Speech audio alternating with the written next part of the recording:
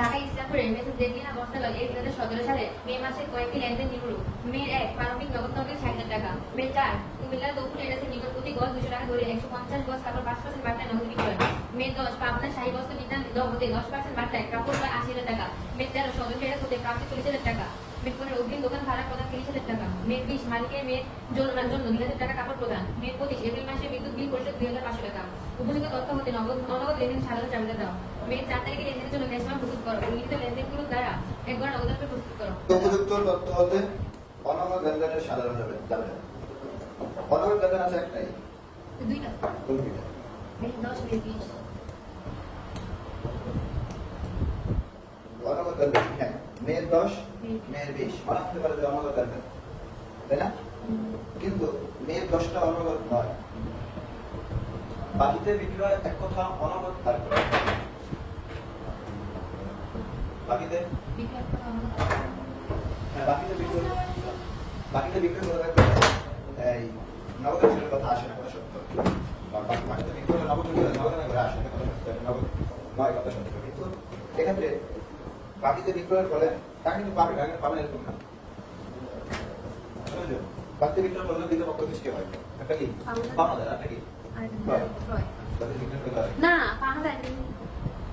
বাকিতে ক্রয় করছে, হ্যাঁ, বাকিতে ক্রয় করলে পাওনা দেয়, এটা ক্রয়। কিন্তু আমরা যেটা দেখছি, কিন্তু যখন বলছে মালিকের মেয়ের জন্য এত টাকা কাপড় প্রদান, যখন মালিকের মেয়েকে কাপড় প্রদান করা হয়েছে ওই টাকা তোমরা পাওয়া যাবে। হ্যাঁ,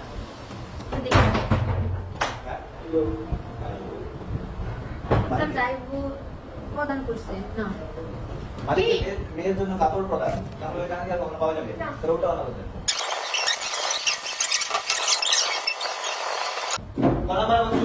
অনগদ লেনদেনের পরিমাণ নির্ণয়। বিস্তারিত বলছে মালিকের মেয়ের জন্য 2,000 টাকার কাপড় প্রদান। এক কথায় মালিক কর্তৃক পণ্য উত্তোলন, একই জিনিস।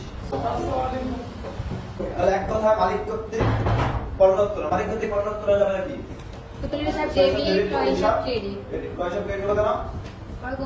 কারণ পণ্য কমছে আর পণ্য তো ক্রয় করে আসে নাকি, এই জন্য। তাহলে আমরা লিখছি পয়সা দেবে, পয়সা ক্রেডিট, আর হলো মালিকের মেয়ের জন্য কাপড় প্রদান। আমার মে 4 তারিখের লেনদেনের জন্য ক্যাশ মেমো প্রস্তুত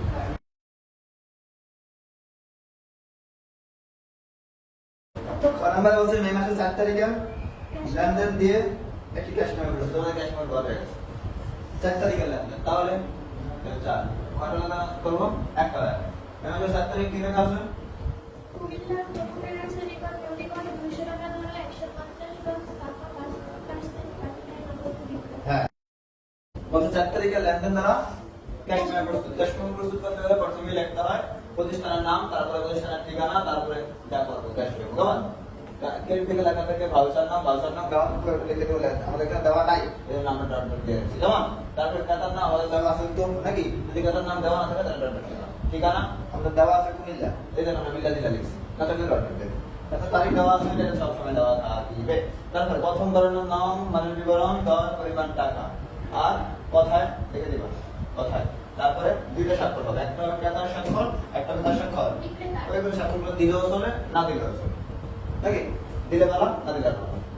নিজে লিখে দিবা বিশেষ দ্রষ্টব্য, বিক্রিত মাল ফেরত দেওয়া হয় না। এবার অঙ্কে আসে। কুমিল্লার তবু ট্রেডার্সের নিকট প্রতি গজ 200 টাকা ধরে 150 গজ কাপড় 5% বাড়তায় নগদে বিক্রয়। বিক্রয় তাহলে কাপড় বিক্রয় নাকি, মানে বিবরণ দেব কাপড় বিক্রয়। গজ ছিল কত? 200, পরিমাণ হলো 150। এটাকে এটাতে গুণ দিলে যা পাই এটা হলো টাকার পরিমাণ। তার থেকে বাদ দেব বাড়তা কত? 1500 1500 কোথায় পেলাম? ওই যে 30,000 টাকা, 30,000 পূরণ কত পার্সেন্ট? 5%। এটা হলো 150, 1,500 টাকা। 30,000 থেকে 1,500 টাকা বাদ দিলে পাওয়া যায় 28,500 নাকি, 28,500 28,500 টাকা। এটাকে লিখে দিছি 28,500 টাকা মাত্র। তো মাত্র কি করতে ছিল, যত পরিমাণ টাকা টাকার পরিমাণ সবসময় মাত্র লিখতে হবে, কিছু করার নাই। মাত্রই লাগবে। যত কোটি টাকা লিখতে হবে মাত্র। নগদান এক করা নগদান এক করা নগদান বই, কিন্তু তার মানে কখনোই বাকির কোনো কথা আসিবে না। গণনার বলছে উল্লেখিত লেনদেনে তারা এক নগদান নেই। নগদান বইয়ের নিয়ম হলো শুধু কি আসবে? নগদ টাকা নগদ টাকা আসবে, কোনো প্রকার বাকি কিংবা অনগদ টাকার পরিমাণও আসবে না। নগদান হিসাব যদি আমরা করি সেক্ষেত্রে নগদ টাকাটা যদি ডেবিট হয় আমরা টাকার পরিমাণটা ডেবিট দিকে লিখবো, নগদ টাকাটা যদি ক্রেডিট হয় তাহলে কি টাকার পরিমাণটা ক্রেডিট দিকে রাখবো, তবে বিবরণে করে বিপরীত নাম রাখবো। ঠিক আছে? এটা বলতে প্রারম্ভিক নগদ তহবিল ৬০,০০০ টাকা যাবে না, নগদ হিসাব ডেবিট, নগদ হিসাব Debit। এজন্য আমরা ডেবিট দিকে রাখছি কত টাকা? ৬০,০০০ ৬০,০০০ টাকা। মূলধন প্রথমে লিখতে হয়, এজন্য লিখি ব্যালেন্স বি, ঠিক আছে? ১ তারিখ। তারপরে ৪ নম্বরে বলছে কুমিল্লার তোরপুর ট্রাভেলসের নিকটবর্তী গজ ২০০ টাকা ধরে ১৫০০ টাকা ৫% মাত্রায় নগদে বিক্রয়। তাহলে নগদে বিক্রয় যে তারা আসবে, না হ্যাঁ আসবো তো। নগদে বিক্রয় হলে আসবে। আসবে। যাবে কি হবে? নগদ হিসাব ডেবিট, হিসাব ক্রেডিট। নগদ হিসাব ডেবিট, বিক্রয় হিসাব ক্রেডিট। এজন্য আমরা নগদ হিসাব লিখছি ডেবিটে করে, টাকার পরিমাণ লিখছি ডেবিটের দিকে, বিপরীত নাম কি হিসাব? বিক্রয় হিসাব। বিক্রয় হিসাব। তো বিক্রয় হিসাব স্যার এখানে এত টাকা হয় কি হবে এটা প্রশ্ন নাকি? ক নাম্বারে পাইছি এটা। হ্যাঁ, খ নম্বর পাইছি, আমরা খ নম্বর করছি এজন্য পাইছি ৮৫০০ নাকি? এখানে ৮৫০০ হওয়ার কারণ ক ২০০ টাকা ধরকে ২০০ টাকা ধরে দিয়ে ১৫০ টাকা দিয়ে গুণ দিলে পাওয়া যায় ৩০০০ টাকা, ৩০০০০ টাকা। তার থেকে বাড়তি পরিমাণ বাদ দিলে তাহলে বিক্রয় যে পরিমাণ ২০০ টাকাকে ১৫০ টাকা গুণ দিয়ে যে পরিমাণ টাকা পাওয়া যায় তার থেকে বাড়তি বাদ দিলে যে টাকাটা ওটার নাম কি? বিক্রয় হিসাব। আমরা বাড়তি বাদ দিয়ে দিচ্ছি, কেমন? তারপরে ১০ তারিখ পাবনার শাহী বস্ত্র বিতানের নিকট পাবনার শাহী বস্ত্র বিতান মতে ১০% মাত্রায় কাপড় ক্রয় করা হলো।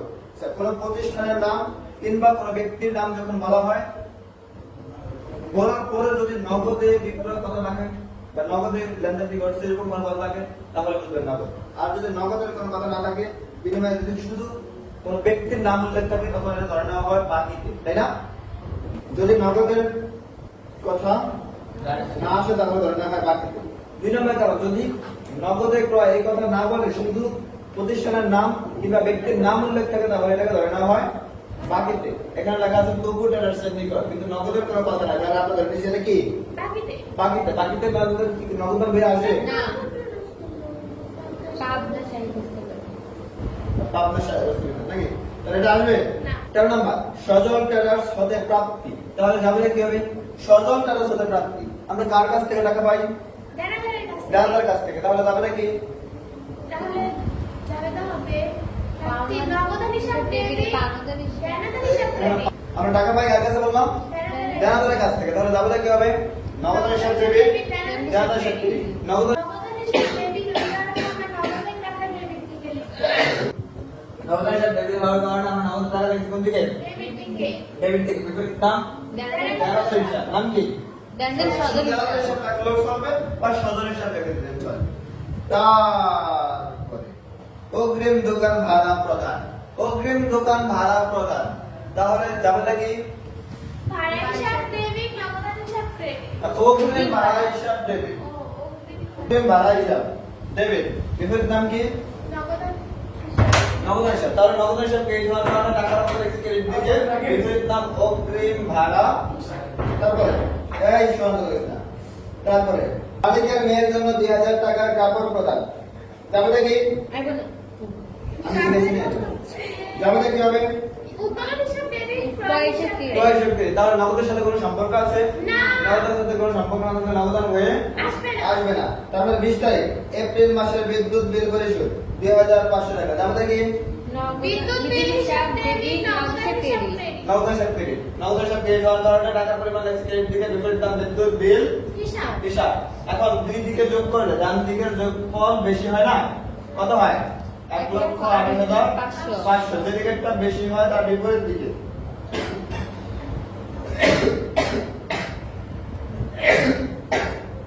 ডেবিট কলামের টাকা বেশি হওয়ার কারণে আমরা ওই টাকা ক্রেডিট দিকে লিখে দিচ্ছি নাকি? লেখার পরে আসলে ক্রেডিটের টাকা কি এত হয়? না। না হলে যে পরিমাণ ব্যবধান হয় এই টাকা থেকে এটা যোগফল বিয়োগ দিলে যে পরিমাণ ব্যবধান পাওয়া যায় এটার নাম হলো ব্যালেন্স সিডি। Balance CD. এই বছরের ব্যালেন্স সিডিটা হয় প্রতি মাসের শেষ তারিখে। প্রতি মাসের শেষ তারিখ হয় ব্যালেন্স সিডি। রানিং মাসের ব্যালেন্স সিডিটা হলো পরবর্তী মাসের ব্যালেন্স বিডি। বিডি যাবে না, যোগফলটা নিচে ক্লোজ করা যাবে। যোগফলটা নিচে ক্লোজ করবেন কিন্তু এই ব্যালেন্স বিডিং নিচে ক্লোজ করা যাবে না। যাবে না। আর কোনো প্রশ্ন আছে আরো? তো